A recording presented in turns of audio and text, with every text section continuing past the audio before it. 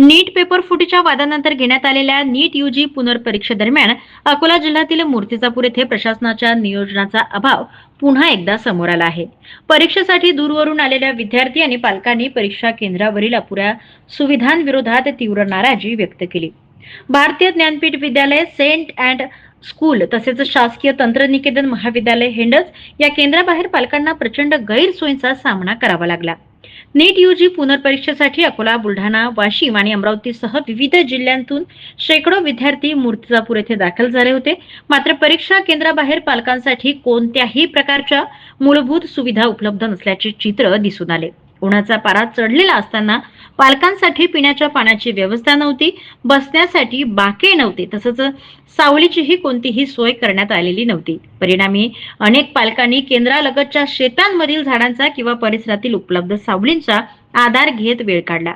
दूरवरून आलेल्या पालकांना तासनतास उभे राहावे लागल्याने संताप व्यक्त करण्यात आला आहे।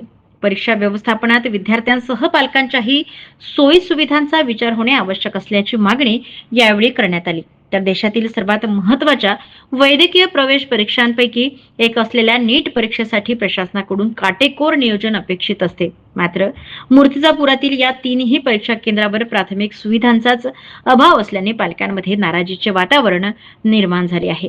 प्रतिनिधी श्याम वाळस्कर, सप्तलढा न्यूज, मूर्तिजापूर। मुशर्रफ खान, मैं आया हूँ आकोट से और यहाँ पर पानी की व्यवस्था नहीं है, स्टॉल नहीं और छाँव के लिए धूप, तो टेम्परेचर आपको पता ही है कितना है।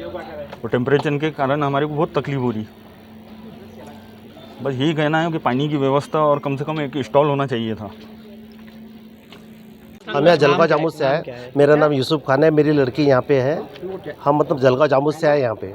ना यहाँ पे कोई बैठने की व्यवस्था है, ना पानी की व्यवस्था है, ना कोई तरह का डायरेक्शन है पे कि किसको कहा जा रहा है। सिर्फ पुलिस दो सामने बैठा के लोगों को बोलते कि पीछे चले जाओ।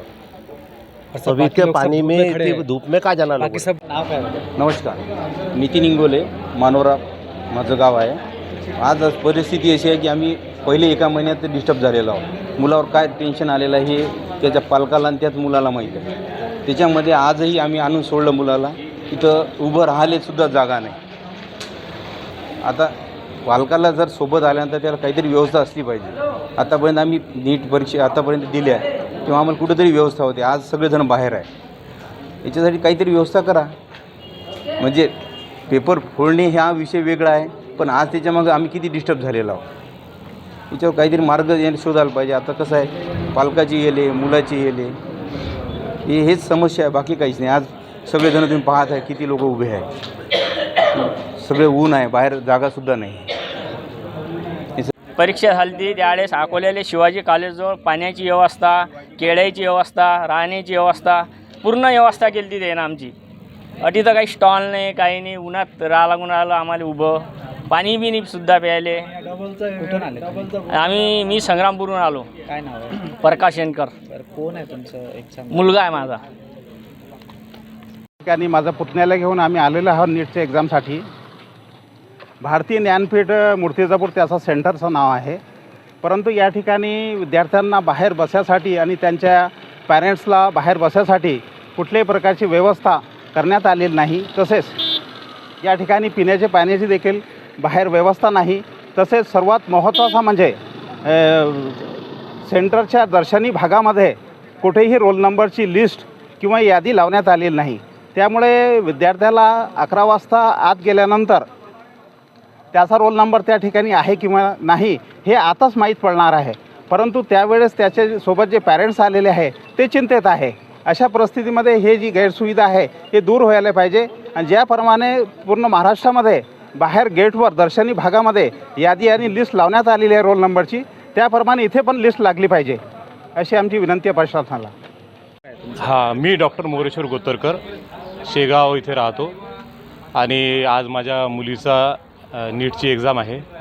दुसऱ्यांदा देते आहे ती एक्झाम, कारण की मागच्या महिन्यात जे 3 तारखेला एक्झाम झाली होती तर त्याचा पेपर फुटला होता, परंतु तेव्हा मला रिपोर्टर वगैरे कोणी काही दिसले नव्हते, पण आता आवर्जून उभे राहिले त्याच्याबद्दल धन्यवाद तुमचे सर्वांचे। पण आता मी मुलीसाठी कोल्ड्रिंक्स घ्यायला गेलो तर कोल्ड्रिंकचं दुकान बंद होतं, जसं काही दारूचं दुकान आहे ते। त्याला सांगितलं की पोलीसवाल्यांनी बंद केलं म्हणे, त्याला पाणी विकू नाही देऊ राहिलं. आता पॅरेंट्स लोक इथं आलेले आहेत बाहेरगावून, दुरून 200 किलोमीटरहून लोक आलेले आहेत. तर कमीत कमी त्यांना पाण्याची बॉटल किंवा कोल्ड्रिंक्स वगैरे, आता ऊन तापते आहे, 45 डिग्री सेल्सिअस सध्या ऊन आहे, आपण विदर्भामध्ये राहतो. तर कमीत कमी ते पाण्याच्या दुकानवाल्याला तरी ओपन करणे, त्याला जे आतापर्यंत नुकसान झालेलं आहे, समजा 3 तारखेला पेपर फुटला त्याच्यामुळे बऱ्याचशा मुलांनी आत्महत्या केलेल्या आहेत. तर असं यावेळेस तरी व्हायला नको आणि मुलांचं शैक्षणिक नुकसान व्हायला नको अशी आपल्या केंद्र सरकार तसेच महाराष्ट्र सरकारला आवर्जून विनंती आहे. धन्यवाद मला बोलण्याची संधी दिली त्याबद्दल. जिल्ह्यातील सत्यलढाच्या महत्त्वपूर्ण घडामोडी पाहण्यासाठी आपले Satyaladha YouTube news channel subscribe करा, बेल आयकॉनला क्लिक करा आणि रहा सदैव अपडेट.